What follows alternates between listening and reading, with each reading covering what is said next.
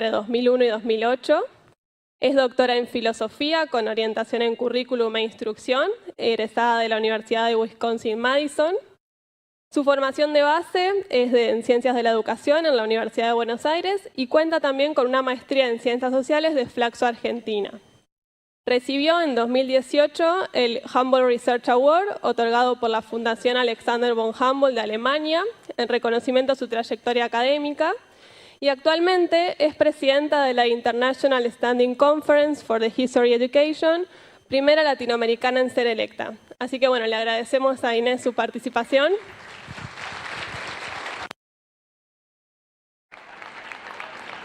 Bueno, ¿ahí me escuchan bien? ¿Se escucha bien? Sí, perfecto. Hola, hola. ¿Sí? Ok, bueno. Bueno, muchísimas gracias por la invitación. Para mí es un gusto, aunque no podamos vernos y estar juntos, poder acercarme a este encuentro, a esta conversación respecto a la educación en la provincia de Buenos Aires. Y bueno, nada, quiero compartir algunas ideas. Este es un tema, bueno, seguramente varios de ustedes han visto a lo largo de estos años los trabajos que hicimos con todo un grupo de colegas respecto al uso de tecnologías, respecto a lo que fue el programa Conectar Igualdad y lo que es hoy. Y actualmente también estoy trabajando en otra investigación, que estamos haciendo una investigación sobre la reconfiguración de las desigualdades con la digitalización de las escuelas, en escuelas secundarias, en Argentina, en México, en Sudáfrica, así que bueno, también y en Europa, y estoy aprendiendo mucho respecto a, bueno, qué está pasando en distintos contextos con la digitalización de la educación. Un tema que siempre me interesó y me preocupó por convicción tiene que ver con cómo la escuela puede contribuir a, si no resolver, por lo menos aminorar los efectos de la desigualdad social en la trayectoria, en la vida de las y los jóvenes. Y en ese sentido, bueno, lo que quisiera presentarles hoy, que tiene que ver con el título del panel que recién mencionaban, es pensar este cruce entre, bueno, usos, apropiaciones de tecnologías, desigualdades y sectores populares. Y bueno, pensando hacia el final voy a tratar de plantear algunos ejes de lo que yo creo que podríamos hacer desde las escuelas para acercarnos a una perspectiva más igualitaria, ¿no? Que tiene que ver con otro uso de los saberes, con otras posibilidades en la vida, ¿no? Bueno, para empezar, dos cuestiones quisiera señalar. La primera tiene que ver con una reflexión, van a ser cortas, cada uno de los temas podría ser una charla en sí misma, pero pensar un poco la cuestión de la digitalización y qué está pasando hoy con lo digital. Y yo ahí diría claramente, bueno, lo digital no es una condición externa, no es una externalidad, es algo que está inscripto en nuestras relaciones sociales. Y en ese sentido, bueno, hace unos 10 años se discutía si hay una revolución digital o no. Bueno, y los que estudian estos temas hoy dicen, bueno, en realidad ya estamos en una condición humana digitalizada en la cual de distintas maneras, y por supuesto acá hay situaciones muy desiguales, hay una presencia muy fuerte de aparatos digitales, de artefactos digitales, de conectividad. Y bueno, y esta es una foto que se armó, ¿no? Se compuso con fotos tomadas durante una hora, pero si pueden verla, bueno, todo el mundo, absolutamente todo el mundo tiene un celular en la mano. Bueno, esta presencia, esto es en Boston, en Estados Unidos, pero estoy segura de que si tomamos una foto en Constitución, no sería tan distinta, más allá de que por ahí uno lo guarda para que no se lo roben, pero la presencia del celular está muy extendida y ha sido una forma, ¿no?, en la que se difundió lo digital, que fue es muy importante. En este punto de pensar lo digital también diría, bueno, la tecnología no es neutral, ¿no? Y este es un desarrollo tecnológico que vino muy de la mano de empresas privadas, aun cuando los estados han hecho muchos esfuerzos para mejorar el acceso, para garantizar conectividad. Digamos que ahí tanto el inicio como lo que es hoy, no sé dónde están los servidores, quién maneja los servidores, la conexión, etcétera, en general, los artefactos, tienen todas empresas privadas atrás. Y en ese sentido, bueno, me parece que hay un fenómeno que lo que ha sobre todo cambiado mucho con el celular es la posibilidad de convertir a toda nuestra vida, todas las cosas que hacemos, en datos, ¿no? Y estos datos se venden, muchos dicen, bueno, los datos son el petróleo, no sé si del futuro o del presente, ¿no? Son la gran mercancía en este momento, venden nuestra atención, la posibilidad, bueno, si estamos mirando, estamos en una pantalla, están viendo qué hacemos, están datificando esas interacciones, si tenemos apps para jugar, si tenemos apps para la sociabilidad, para la sexualidad, para la salud, para movernos, bueno, todo eso son datos que se venden a anunciantes y en ese sentido es un gran negocio y no por nada las grandes corporaciones tecnológicas son en este momento los grandes millonarios del mundo, ¿no?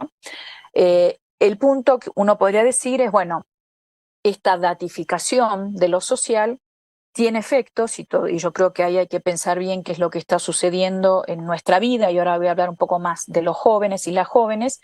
La socialidad se vuelve técnica, ¿no? Bueno, esto para ser amigos, para expresar mis emociones, para conseguir novia, para lo que sea, necesito apps, ¿no? O uso apps y en ese sentido, bueno, lo técnico se va inscribiendo en mi vida y por eso insisto, no es algo que esté afuera, ¿no? Sino que es algo que ya está inscripto en qué cosas hago y cómo lo hago, ¿no?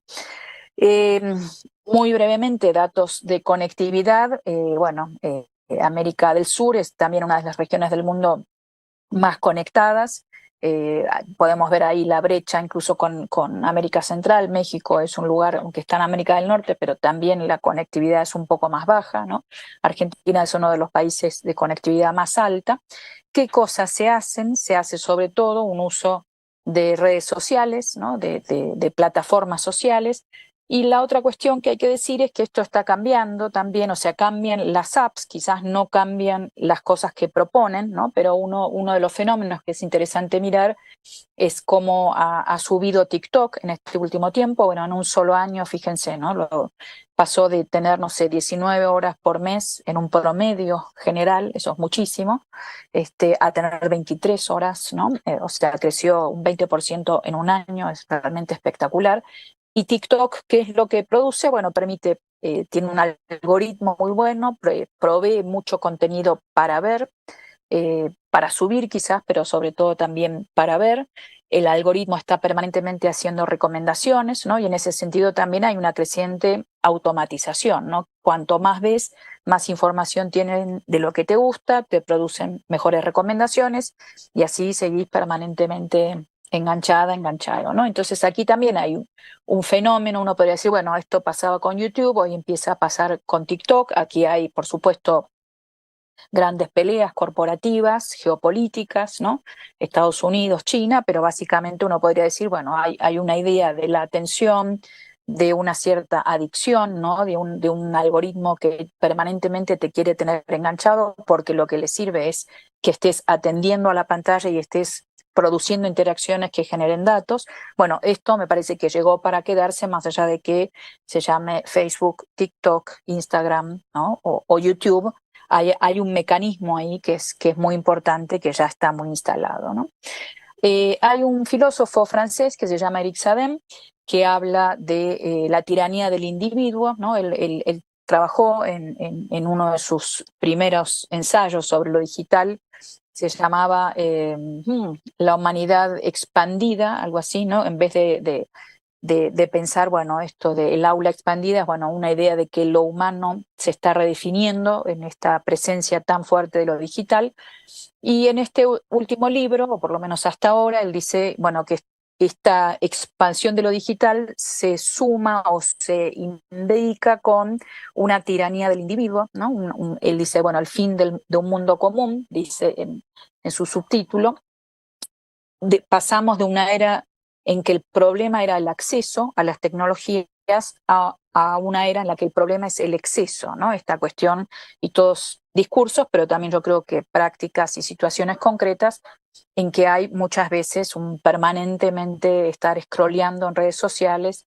Bueno, ahora que estamos haciendo investigación en escuelas, bueno, para ustedes no es nada nuevo, pero uno de los ejercicios que hicimos con adolescentes es pedirles que miren el tiempo en pantalla y chicos que habían estado en la escuela toda la mañana miraban el tiempo en pantalla y habían estado 6, 7 horas en pantalla, o sea, su presencia en la escuela había coincidido exactamente con estar todo el tiempo conectados, ¿no? Y este es un problema que se está viendo en muchos lugares del mundo, no solamente en Argentina, y que hay algo ahí para pensar. Uno puede decir, bueno, es una adicción, puede ponerle, ¿no?, todo, medicalizarlo, etcétera, pero yo creo que hay que pensar también en esa condición técnica, ¿no?, sociotécnica que se está estructurando, en la cual es muy fácil, es muy accesible, genera esta retroalimentación permanente y esta demanda de atención permanente, que creo que es un rasgo de época y que habrá que ver cómo se trabaja, ¿no? Bueno, junto con eso, Sadin dice dos cosas más que me parecen interesantes. Por un lado, esta idea, bueno, del individuo tirano, del individuo en el centro, el individuo que quiere ser exitoso en estos términos y que por ahí ya no cuestiona un orden de cosas. También lo que quiere es expresarse, ¿no? Esta idea de que lo que es valioso es expresarse, y esto en términos de saberes y de participación en relación con otros, bueno, es menos escuchar y más, bueno, expresarse a una misma, ¿no? Y no necesariamente atender a otras, a otros, ¿no? Interactuar con otros.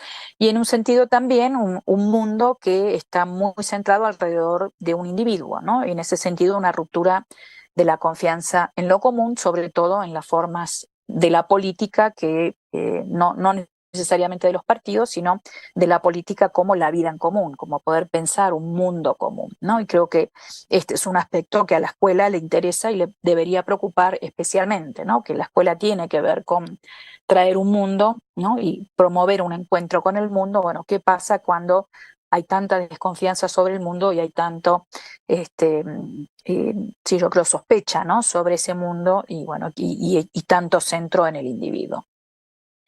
Por otro lado, un comentario también más breve que el anterior, pero yo diría, bueno, muchos de estas cuestiones en los discursos pedagógicos se han planteado en términos de nativos digitales o de problemas de los jóvenes, ¿no? Yo creo que por supuesto que como educadores tenemos que pensar qué está pasando con las y los jóvenes, pero me parece que también hay que discutir este mito de los nativos digitales, ¿no?, que está muy instalado, que además plantea que el problema es de los jóvenes y no de la sociedad, ¿no? Cuando creo yo más bien que hay que pensarlo en esta línea de que, bueno, hay un cambio de época, hay una revolución, o ahí ya pasó la revolución, pero vivimos en una condición digitalizada que nos afecta en todo caso de manera distinta, ¿no? Bueno, el caso clásico de la cuestión de los nativos, de la noción de nativos digitales, se la debemos a Prensky, ¿no? Y que tenía este presupuesto de que las jóvenes ya saben trabajar con medios digitales, ¿no? Y bueno, que en realidad, bueno, esta es una cita de 2009, pero toda esta confianza en que todo lo que hacen con los medios digitales es muy rico, es muy interesante, lo que hacen con la escuela es empobrecedor, y por lo tanto, ¿no?, toda esta idea de que hay que darles los artefactos, dejar que hagan lo que quieran, porque eso va a llevar a buen puerto, ¿no? Al mismo tiempo que discuto esta idea de nativos digitales, no solamente porque ignora la desigualdad que hay en los saberes entre las y los jóvenes, y un poco se desliga de una responsabilidad adulta, y creo que además porque no logra ver qué es lo que está sucediendo, qué saberes hay, qué saberes no hay, qué se está haciendo realmente con los medios digitales. Ahora después voy a hablar un poco de eso. Hay otro aspecto que me interesa señalar, que sí iría por la línea de, bueno, hay algo por supuesto diferente para cada generación y no podemos dejar de considerarlo así, ¿no? Y aquí, bueno, hay un filósofo alemán, Walter Benjamin, que a mí me parece que es muy, muy interesante. Vivió a principios del siglo XX, hablaba sobre todo del cine, de la publicidad, de otros cambios tecnológicos, pero muchas de las cosas que decía para mí son valiosas para pensar, por ejemplo, en lo que producen las imágenes, en qué se aprende con las imágenes. Pero lo que dice Benjamin aquí es pensar, bueno, este lugar de las nuevas generaciones, y dice, bueno, cada generación tiene su cita con el pasado, dice, y toda infancia, bueno, va vinculando la novedad técnica con los viejos mundos simbólicos, pero es cierto que cuando uno crece, ¿no?, y vuelvo a esta imagen de infancias que están creciendo con distintos dispositivos digitales, pueden ser las tablets, puede ser el celular de la mamá, puede ser lo que encuentra en la casa de algún familiar. Bueno, dice, no, lo que dice Benjamin es, no se establece en el aura de la novedad, sino en el de la costumbre, ¿no? Y en ese sentido, por supuesto que crecer en un ámbito en el cual esto es ya costumbre y es ya habitual, provoca una diferencia en la relación con esas tecnologías y en las preguntas que uno trae respecto a esas tecnologías, ¿no? Avanzo un poco más y quiero plantear algunas líneas de las desigualdades, la escuela, la digitalización, ¿no?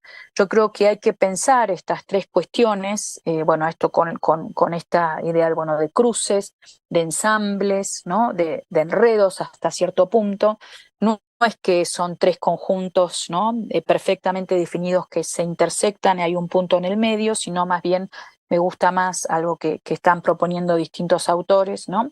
De estos entramados, de estos embrollos, los llaman así, ¿no? Bueno, está la escuela, pero también están las desigualdades, está la digitalización de la sociedad y aquí, bueno, esta experiencia escolar hoy se trama con todos estos hilos que no necesariamente son un tejido ordenadito, sino que muchas veces están así de embrollados como en esta imagen, ¿no?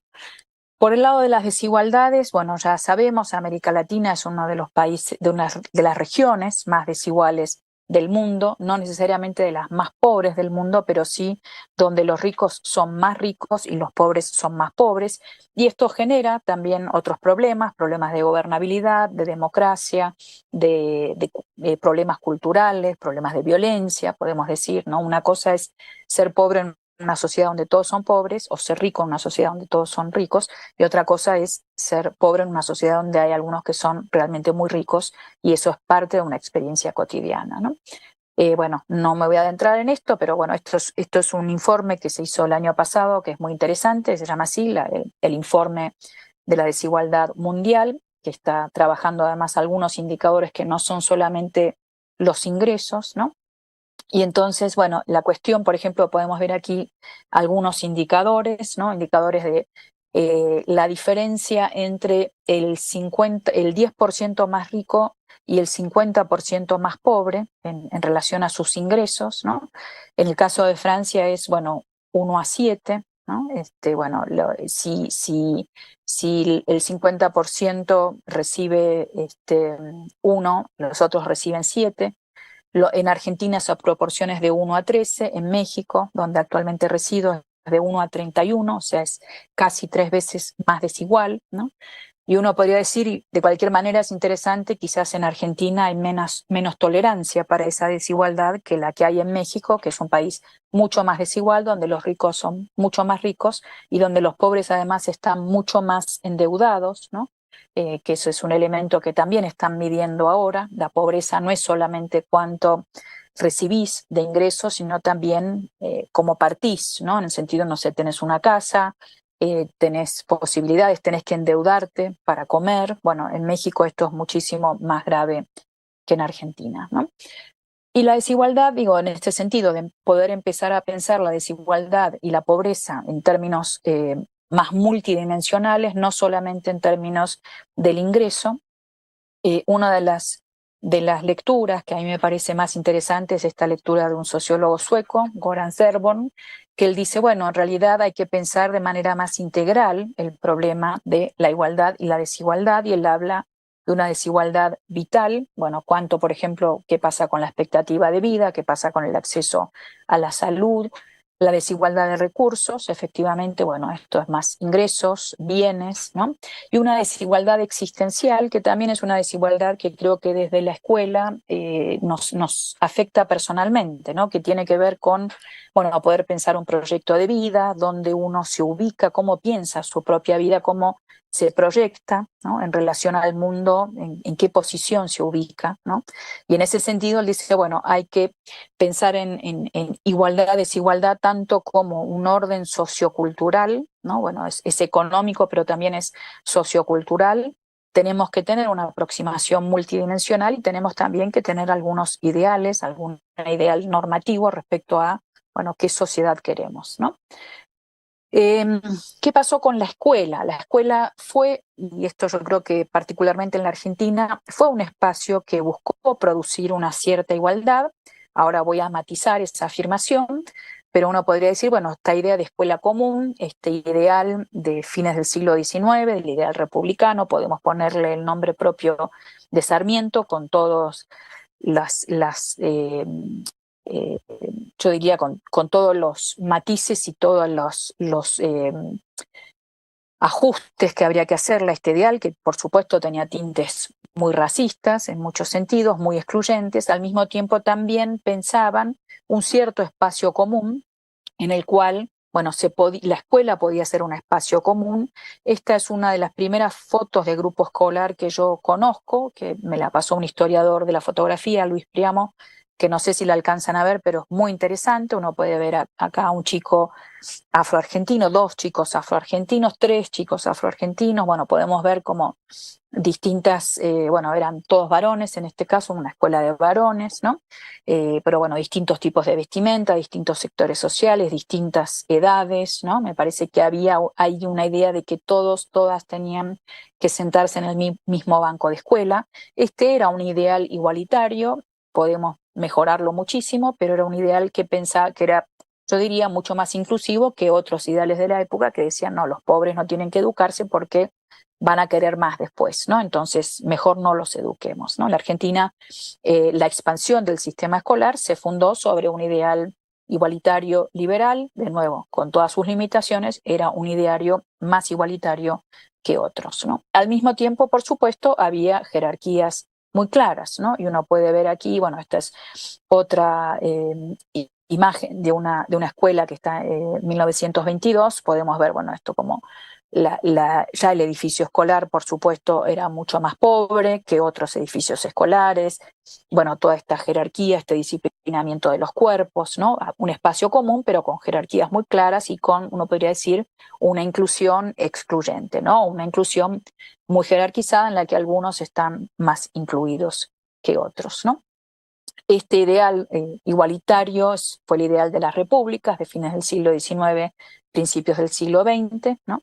Y esta idea de que, bueno, que había que plantear una igualdad que le diera lugar a lo que se llamó el ideal meritocrático, es decir, bueno, nosotros proveemos igualdad de oportunidades, al que le va bien es porque tiene talento, al que no se arregla, ¿no? Entonces, bueno, no debemos sorprendernos que eran escuelas en las que había abandono escolar, en la que había, bueno, una exclusión por vía de lo académico, ¿no? En la que no importaba la gente que se quedaba en el camino, porque si se quedaba en el camino era porque no le daba, ¿no? Porque no le alcanzaba para estar en la escuela, ¿no?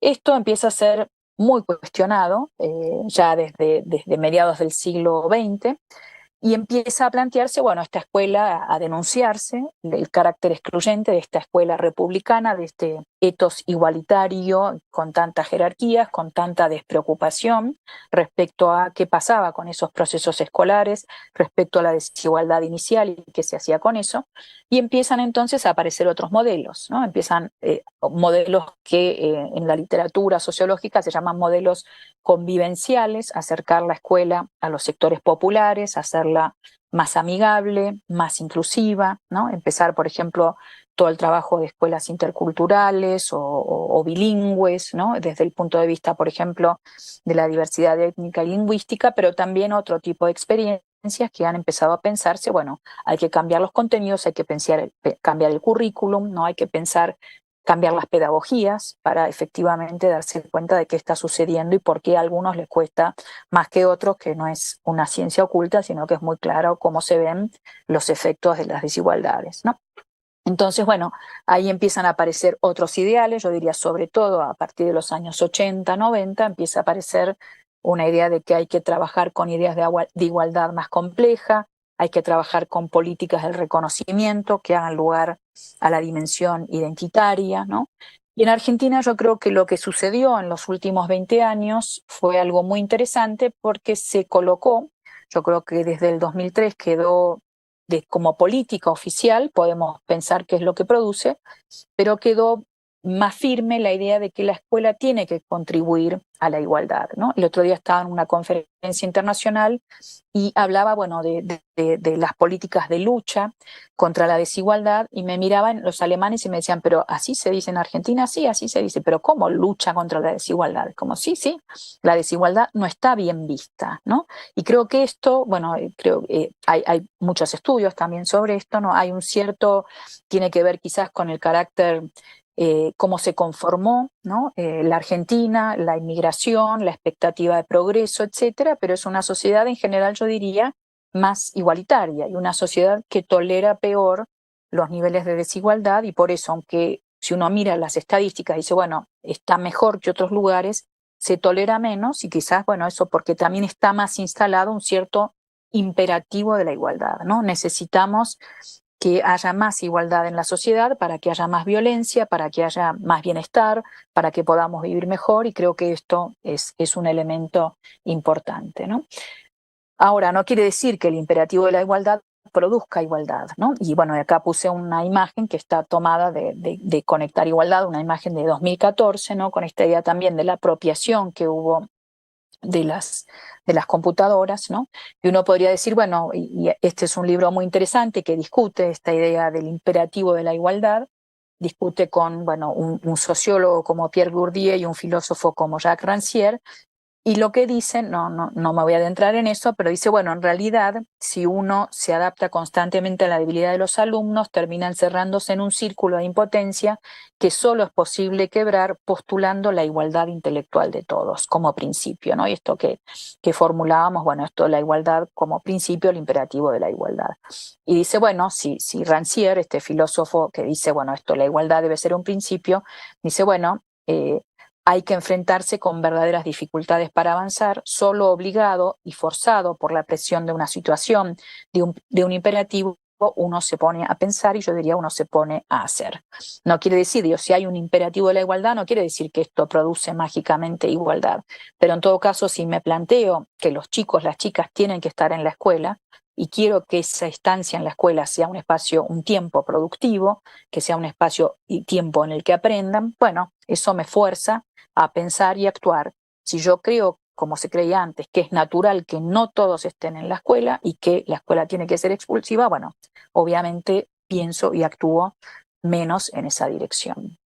¿Qué está pasando con los medios digitales en las escuelas? Bueno, una primera cuestión que yo quiero señalar y que lo señalé mucho también en la pandemia, en la escuela siempre hubo tecnologías, no digitales, pero había tecnologías, uno podría decir el pizarrón, el libro, hasta las ventanas, bueno, los transportadores, no sé, ¿no? Las cartucheras, todos estos artefactos son, por supuesto, producciones técnicas, ¿no? Producciones que hacemos, instrumentos que nos ayudan a estudiar, que nos ayudan a trabajar de ciertas maneras, tienen ciertas ventajas cada una y tienen ciertas desventajas, ¿no? Esto lo hemos trabajado, no sé, y por ahí algunos de ustedes ya conocen el argumento respecto a esto, no quiero repetirlo, pero diría brevemente, bueno, esto, ¿no? Como, y ahora después cuando hable de Google y de YouTube va a quedar más claro, bueno, por supuesto ahí las herramientas nos orientan los saberes en ciertas direcciones, ¿no? Nos ayudan a hacer ciertas cosas y no otras, pero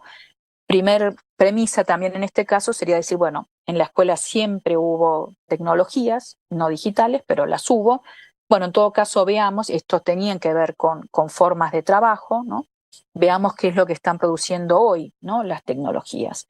Tuvimos, bueno, en las escuelas, muchas de las tecnologías, en las escuelas argentinas entraron, a diferencia, por ejemplo, de lo que ocurrió en México, no hubo programas de equipamiento masivo equiparables. Para muchas familias de sectores populares, la primera computadora muchas veces vino por los programas estatales, ya sea del Estado Nacional o de los estados o las jurisdicciones, ¿no?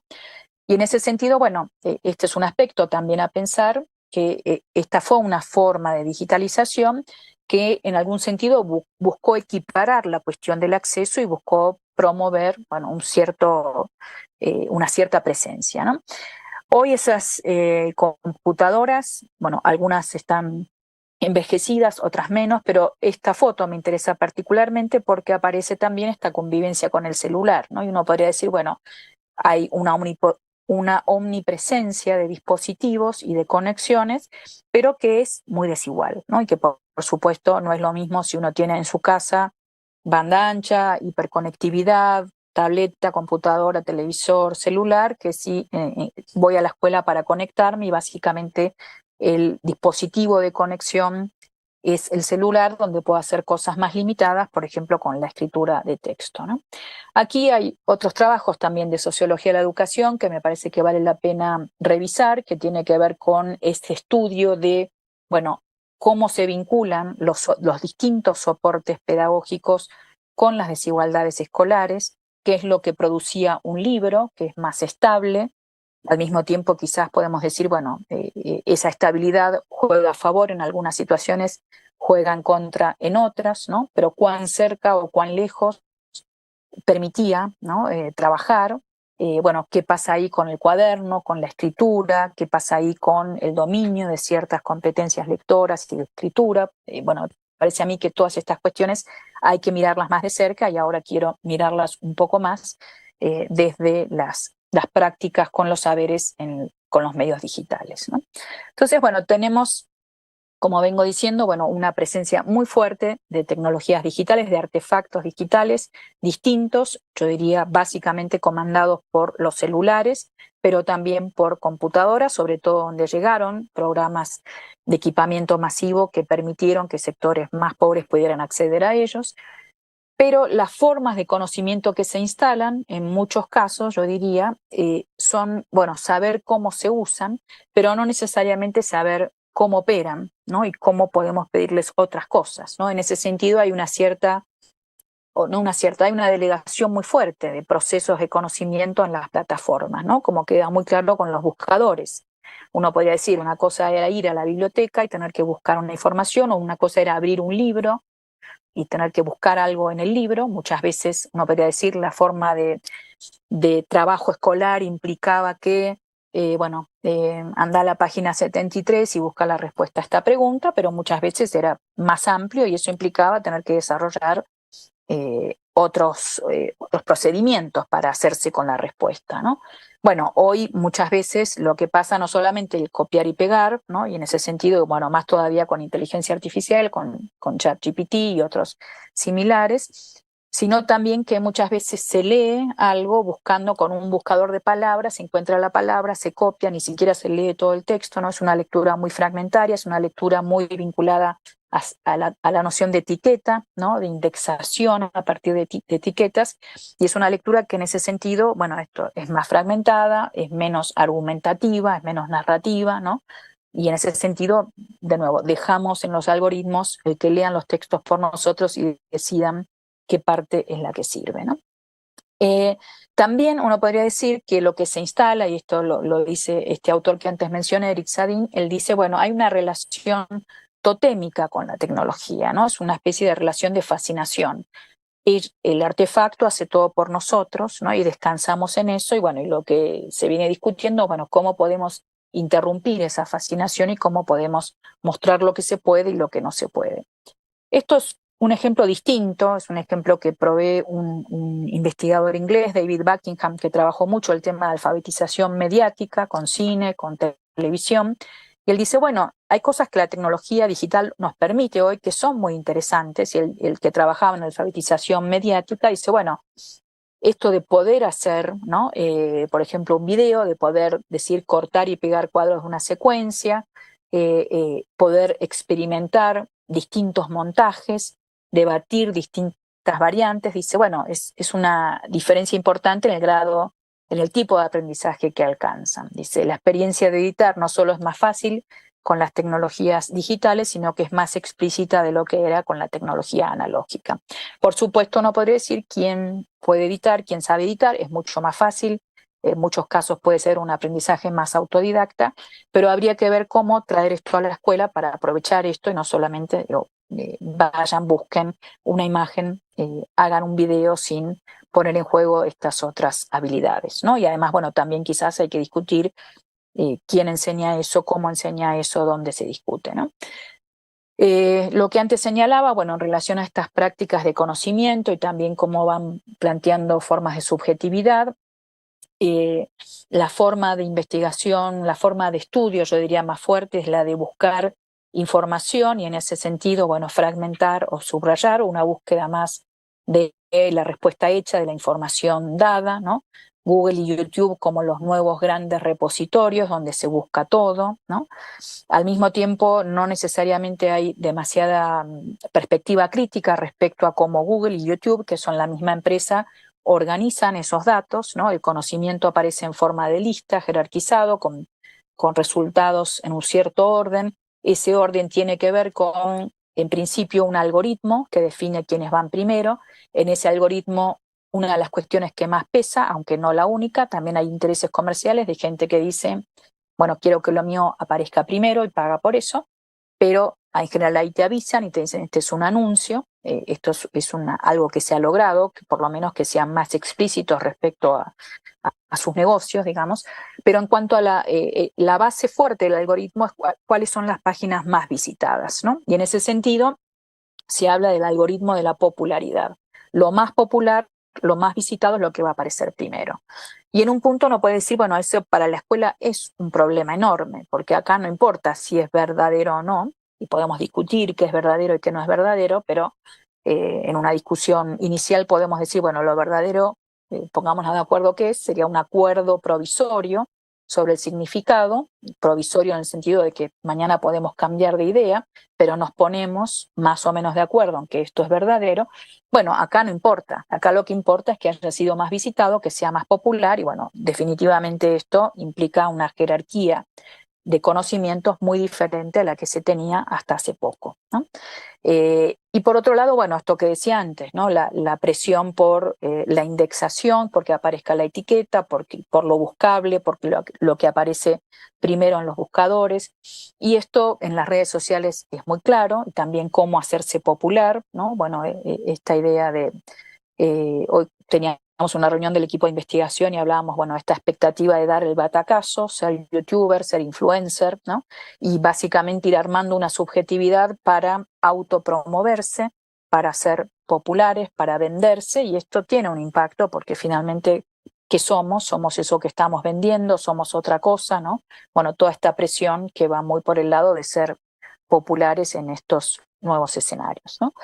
Otro elemento que aparece, ¿no? Frente a esta idea de, bueno, medios que son participativos, que plantean la necesidad de la participación de los usuarios, aparece muy fuerte esta demanda de la voz, ¿no? De la expresión, esto que decía antes. También podemos cuestionarnos qué voz es la que aparece, si la presión es por ser popular, por venderse, ¿no? Por adaptarse, por ajustarse, por agradar, ¿no? Bueno, ahí me parece que hay también hay que poner un poco en suspenso o entre comillas, ¿no? Una cierta sospecha sobre qué voz está apareciendo en esta participación en las redes sociales, ¿no? Bueno, y cómo esta es la misma idea, ¿no? Bueno, esta idea de que hay que promovernos. La pregunta dice, bueno, es una idea interesante de una mujer que trabaja sobre culturas adolescentes, y ella dice, bueno, la pregunta adolescente de quién soy se vuelve más cómo me vendo, precisamente como una forma de resolver su identidad, ¿no? Porque su identidad pasa también por ser exitosa, exitoso en ese contexto. Por el lado de la escuela también lo que aparece es que cuando se busca dialogar con los medios digitales, y aquí me baso en una tesis que dirigí de Carola Corbetta, que estuvo trabajando sobre repertorios visuales de docentes de educación plástica visual en la provincia de Buenos Aires, y lo que veíamos es que entraba mucho los medios digitales y entraba mucho una estética que tenía mucho que ver con el carnaval, con la ironía, con la parodia, el carnaval como forma cultural, podemos decir, de cierta transgresión o subversión de las jerarquías. Pero básicamente una de las cuestiones que aparecía fuerte, que eso nos sorprendió, era que, bueno, aparece la historia del arte para jugar con ella, ¿no? Para, no sé, pintarle bigotes a la Mona Lisa, para, bueno, intervenir los cuadros de Van Gogh, ¿no? Siempre desde esta visión más paródica, más de juego. No es que esté mal, el problema que vemos es que muchas veces es la única posición a la que se convoca, ¿no? Y en ese sentido uno podría decir, digamos, siguiendo este hilo argumental que vengo sosteniendo, bueno, hay una delegación muy fuerte de las prácticas de conocimiento, más todavía en los sectores populares, en las grandes plataformas. Hay una idea de que lo que hay que hacer es ser popular, ¿no? Y ser exitoso, ser exitosa en esos términos, ¿no? De agradar, de acoplarse a unas formas de estética, ¿no? Y a unos ideales subjetivos que aparecen como muy valorados en la red. Y del lado, por ejemplo, de la formación estética, también hay un cierto alineamiento de la escuela a esta posición que no está trayendo necesariamente, por ejemplo, un diálogo con la historia que enriquezca algo, ¿no? Y que permita traer otra pregunta a ese encuentro eh, con los medios digitales, o ese encuentro en los medios digitales, ¿no? Y un caso específico, y con esto cierro este apartado, hicimos una investigación en Argentina y en México respecto a cómo se usa YouTube como espacio de estudio, como en las prácticas de estudio.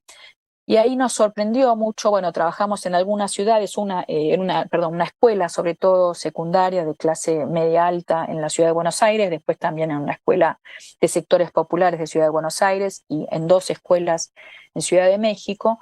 Bueno, casi todos y todas usan YouTube para estudiar, mucho más que leer textos. Dicen, bueno, aprendo más mirando un video, aprendo leer, me cansa, me cuesta, prefiero ver un video.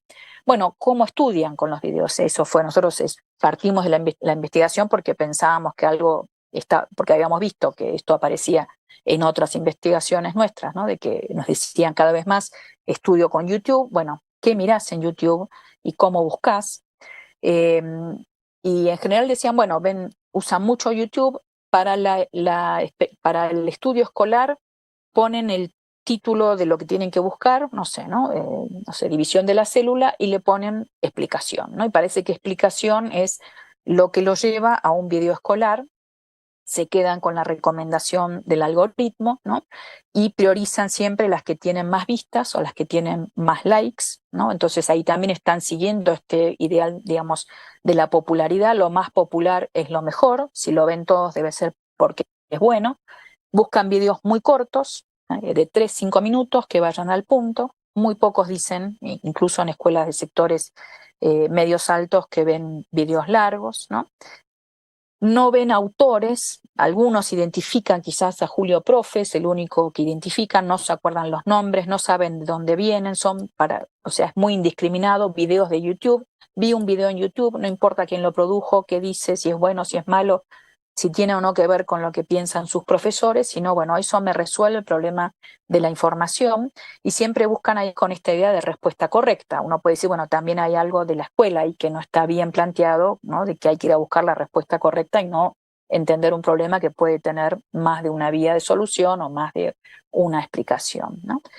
Usan mucho la barra de abajo de scroll, adelantan, ¿no? Porque también han desarrollado estrategias para no tener que ver mucho video, y voy directo, ¿no? con la barra de abajo a donde me da el resultado que quiero, ¿no? La idea, bueno, es mucho que me explique bien, que me fije conceptos, ¿no? Que contenga información, bueno, y una reducción, yo diría, muy fuerte de los procesos de conocimiento a encontrar la información correcta, ¿no? Acertar, adivinar más o menos, ¿no? Y un orden explicador, como lo llama Rancière en El maestro ignorante, que me parece que se ve reforzado con YouTube, en vez de ser, uno podría decir, tanto que nos han dicho los medios digitales son mucho más participativos, más creativos, en realidad lo que van a ver es la visión más tradicional del conocimiento escolar que podemos imaginar, ¿no? Lo que vimos en México era prácticamente igual, y eso nos impresionó mucho. La diferencia, las desigualdades, es claro que los chicos de sectores más altos pueden ver videos en inglés, pueden ver otros videos, pero básicamente la forma de estudio es muy similar, ¿no? Y eso también en un punto uno podría decir, bueno, hay algo a pensar respecto al peso de estas plataformas en la socialización de las y los jóvenes, ¿no? Entonces cierro esta parte y después, bueno, viene la última respecto a qué pueden hacer las escuelas. Entonces, ¿qué apropiaciones están teniendo y qué está pasando con esta delegación de saber, de las prácticas de saber en las plataformas? Y reitero, esto es mucho más notorio en las escuelas, en los jóvenes, las jóvenes de sectores populares, ¿no?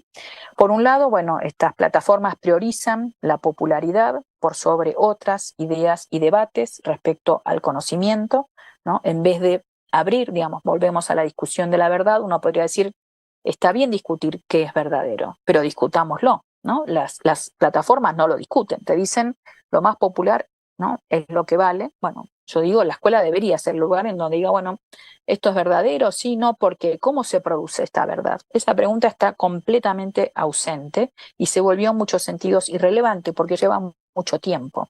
Y más bien lo que priorizan es esto de una adhesión emocional inmediata. ¿Te gusta? ¿No te gusta? ¿No? ¿Te pareció cool? ¿Te pareció nada? ¿No? Y ahí nos quedamos. La reducción del saber, el saber se reduce a manejar información, ¿no? Y bueno, investigar es buscar en Internet, básicamente. no se piensan otros procesos de conocimiento más largos que lleven, ¿no?, otras dificultades, ¿no? Mejor no. Los algoritmos, además, bueno, esto buscan capturar la atención y para hacer eso, bueno, ¿a qué apelan? A sensaciones más inmediatas, a lo que se llama la estética del shock, ¿no? Frente a tanto estímulo, lo que tengo que hacer es algo que te impacte rápido en los primeros 5 segundos y no te pierdo, cada vez más, ¿no? Es como una estética más intensa, ¿no? Y menos pausada, menos reflexiva. Y por otro lado aparecen mucho también las teorías conspirativas, y esto es algo que vio este estudiante acá que estuvo trabajando en México y nos impresionó porque, bueno, cuando él empezaba, digamos, el predictivo de los algoritmos, en general, bueno, por ejemplo, el grito de Hidalgo, que es el grito de la independencia en México, ¿cuál fue el verdadero grito de Hidalgo? Mentiras que te contó la escuela sobre Miguel Hidalgo. Bueno, todo el tiempo aparecían lo primero que le aparecían eran teorías conspirativas, ¿no? Bueno, y eso creo que también hay que pensar de lo que está pasando hoy en términos políticos más generales.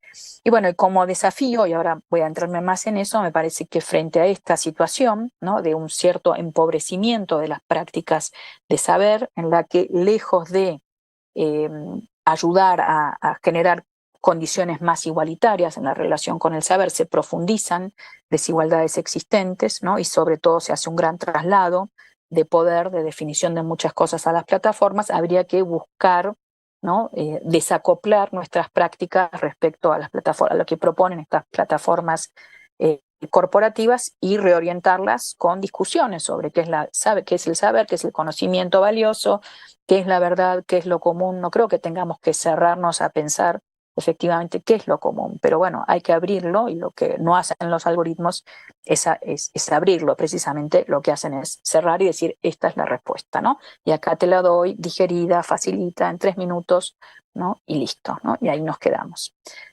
¿Qué pueden hacer las escuelas en este contexto? Yo diría 2 grandes líneas, ¿no? Y con esto cierro. En primer lugar, me parece que hay que, y volvemos a esta idea, volvería a esta idea de Eric Sadin, ¿no?, de la era del individuo tirano. Me parece que la escuela tiene que sostener una inquietud o una pregunta sobre el mundo. Hay para mí una lectura muy valiosa, es Hannah Arendt, La condición humana. No voy a meterme en eso, pero en todo caso hay una idea de lo común que ella plantea, ¿no?, que es esta idea de superar el tiempo vital de los hombres mortales, una idea intergeneracional, que es una idea central para la escuela, ¿no?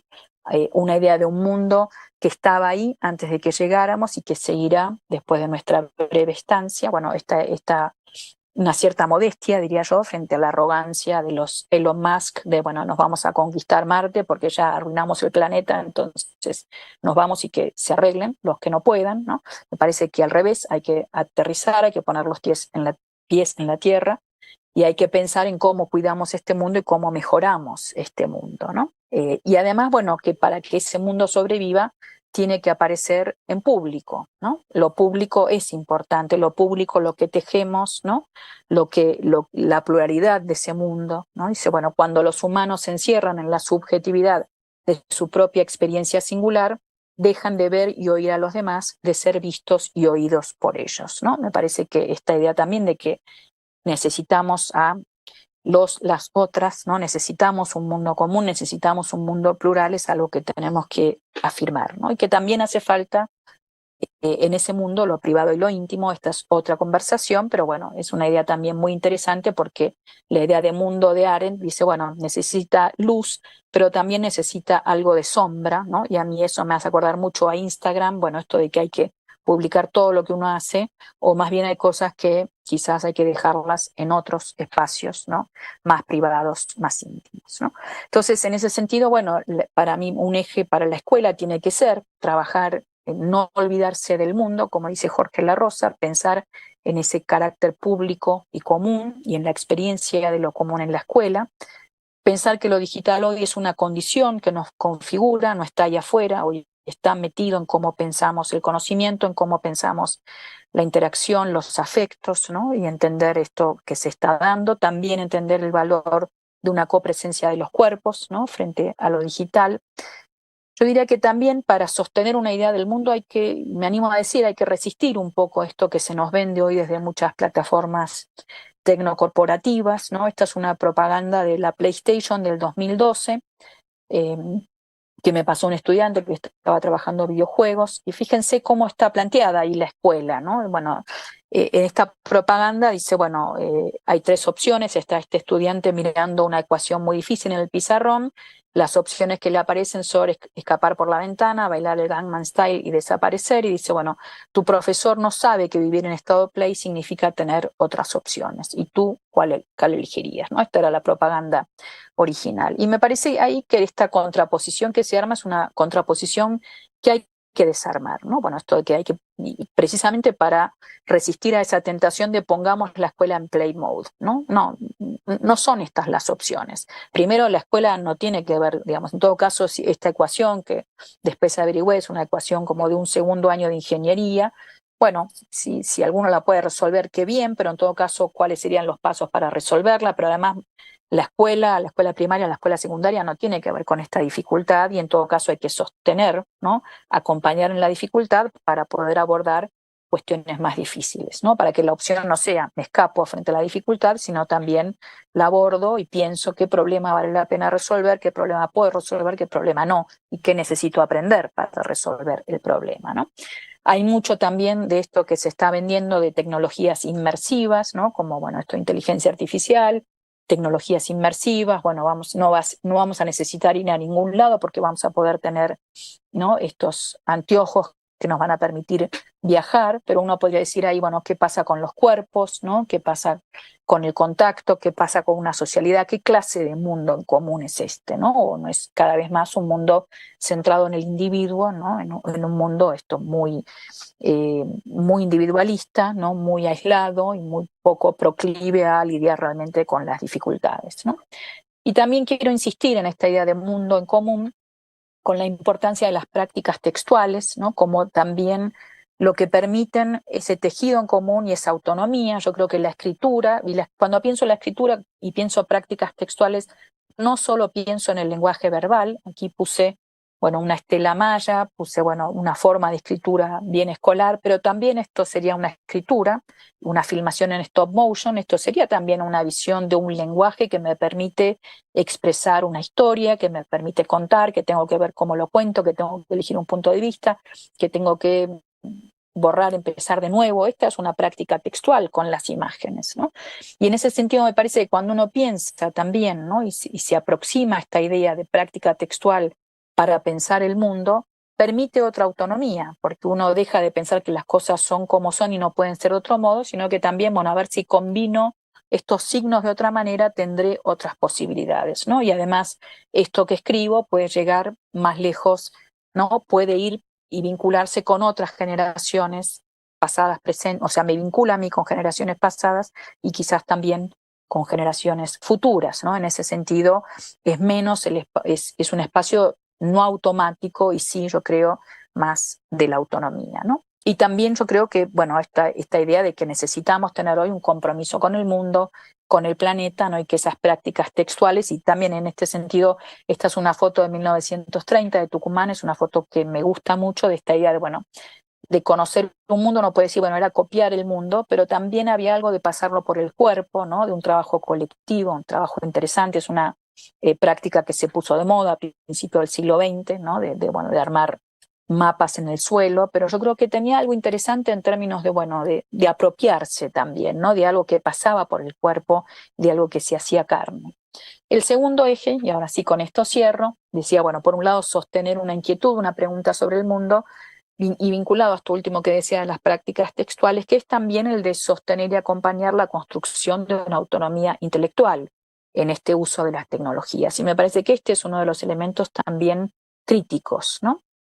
Y ahí hay una cita, bueno, René Caes, quizás algunos de ustedes lo han estudiado, es un gran psicólogo educativo, y él decía, bueno, ¿qué le ocurre al sujeto en ese intervalo entre una práctica segura y una incierta adquisición, en el momento en que no se han establecido nuevos lazos suficientemente seguros con un ambiente diferente, ¿no? Bueno, pasamos, y bueno, uno puede ver ahí también, bueno, todo el constructivismo, ¿no? Pasamos de saber ciertas cosas a saber otras por este procedimiento de perdón, asimilación, ¿no? Acomodación, reequilibración por alguna crisis, ¿no? De aquello que sabíamos y que ahora nos damos cuenta que no nos alcanza, necesitamos saber otra cosa, dice René Caes. Bueno, ¿qué le pasa al sujeto en ese intervalo? Bueno, de conquistar una cierta autonomía, de animarse a salirse de lo que sabía para ir hacia lo incierto y aprender otra cosa. Bueno, yo creo que ahí este espacio es el espacio progresivo de conquistar una autonomía, pero también de acompañar en la conquista de esa autonomía. Y esta lectura la revisé en la pandemia cuando hablábamos mucho del tema de los aprendizajes autónomos. Me interesó mucho, es una socióloga francesa también que trabaja este ideal de autonomía en las escuelas, ¿no? También trabaja el tema de la desigualdad, para quienes resulta más fácil, para quienes resulta más difícil, todos los supuestos que hay, ¿no? En el ideal de autonomía, pero ella ilustra, y bueno, la portada de su libro tiene que ver con esta foto, que es una foto de un parque público de 1950, en la que vemos, y ella dice, bueno, en realidad la autonomía hay que pensarla un poco como este tobogán, ¿no? Necesita un cierto diseño para que te lances, para que te largues por el tobogán. El diseño tiene que estar más o menos bien pensado para que no te estrelles, ¿no? Y no te golpees la cabeza cuando llegas. También sabemos que hay quienes necesitan más ayuda y van a tener que subir acá. Entonces, bueno, hay un diseño, hay adultos que cuidan, hay chicos que se pueden lanzar más solos que otros, ¿no? Pero hay que pensar todos estos procesos de acompañamiento precisamente para sostener, ¿no? En ese momento de la autonomía intelectual, ¿no? Y también yo creo que ahí, bueno, es volver a una vieja metáfora en la pedagogía, la idea del viaje, ¿no? Esta idea, bueno, del saber que a veces toma la forma del viaje, ¿no? Y que ese viaje descansa en la posibilidad de orientarse, en el arte de encontrar rastros, ¿no? Que nos van marcando el itinerario, bueno, en esto de cómo nos animamos a pasar de un estadio al otro, de una cosa que ya sabíamos a lo incierto, tiene que ver con animarnos a recorrer ese viaje y cómo nos acompañan para recorrer ese viaje. También me gusta mucho esta otra idea de una filósofa poeta belga, Chantal Melliard. Ella dice, bueno, conocer implica merodear por lo ajeno, extraviarse, alejarse, irse lejos y volver para producir una reflexión sobre lo propio. El riesgo en la situación actual, y yo lo veo mucho con estas búsquedas en YouTube, por ejemplo, es el de hacer como cualquier turista, ir de lo mismo a lo mismo, salir de lo propio no tanto para desestabilizarlo como para reforzarlo por medio de lo otro, ¿no? Entonces, por ahí con esta primera idea, bueno, hay que ayudar a las y los jóvenes y sobre todo a aquellos que tienen menos capital cultural o que tienen un capital cultural más lejano a lo que es lo que ofrece la escuela, animarse a merodear por lo ajeno, a alejarse, a volver lejos, ¿no? A irse y volver en todo caso, para poder repensarse, ¿no? Y para poder pensarse y afirmarse en un camino de conocimiento. Y cierro también con esta otra imagen, porque creo que junto con lo digital hay que pensar hoy la cuestión ecológica, ¿no? Esta es una cuestión de la que hablamos poco, pero bueno, por ejemplo, los servidores de Google tienen un impacto ambiental muy superior al que tienen los aviones. Hay ahora toda una campaña contra los aviones que creo que está bien, pero también habría que ver cuánto están contribuyendo, bueno, a esta explotación del litio, la explotación de muchas otras cuestiones de industrias muy contaminantes y de lo que contribuyen, ¿no? La computación y los artefactos digitales al calentamiento global, como una idea también de que hay que pensar el mundo no solamente desde el punto de vista de los artefactos y los cuerpos, sino también de un mundo de otros seres vivientes, ¿no? Y de poder involucrarse con ese mundo y poder construir lo común también con esta preocupación en la cabeza, ¿no? Ahí hay un libro que ahora salió en español que se los recomiendo mucho, de una antropóloga, Anna Tsing, que se llama La seta del fin del mundo, sobre la posibilidad de vida en las ruinas capitalistas. Es un libro que a mí me gustó mucho y también da esperanzas. Ella en realidad rastrea la vida, digamos, de un hongo que se dice que es el primer ser vivo que creció después de las bombas atómicas en Nagasaki y en Hiroshima. Bueno, este hongo que es capaz de crecer realmente en las ruinas es uno de los hongos en este momento más valiosos en la cocina japonesa. Aparece en ciertas zonas, por ejemplo en California, en el norte de México, etcétera. Ha generado toda una serie de comunidades. pero hay una idea, dice, bueno, esto de seguir a los hongos y aprender cómo crece la vida en las ruinas, ¿no? Y eso exige otras artes de la observación, otra atención al mundo, otro involucramiento con el mundo. Me parece que también esa es una buena pista en tiempos digitales para, bueno, parar un poco, yo diría, la pelota, usando la metáfora del fútbol, poder revincularse, poder pensar en esta necesidad de construir mundo, de hacer mundo y también de hacer mundo desde una cierta autonomía que no implique delegar en las plataformas todos nuestros saberes, ¿no? Bueno, y cierro también con esta imagen de una escuela de Ciudad de Buenos Aires que me gusta mucho, porque al final creo que la escuela se trata de esto, y la escuela tiene que ver con armar este mundo mejor para todos y que pasa por este encuentro entre generaciones, por este encuentro con los saberes, por este trabajo con los saberes, ¿no? Que es lo mejor que tenemos para ofrecer. Bueno, aquí cierro. No sé si hay un espacio de intercambio, ya me dirán, pero con mucho gusto, si quieren, conversamos preguntas o bueno, lo serán por escrito en otro momento, ya me dirán.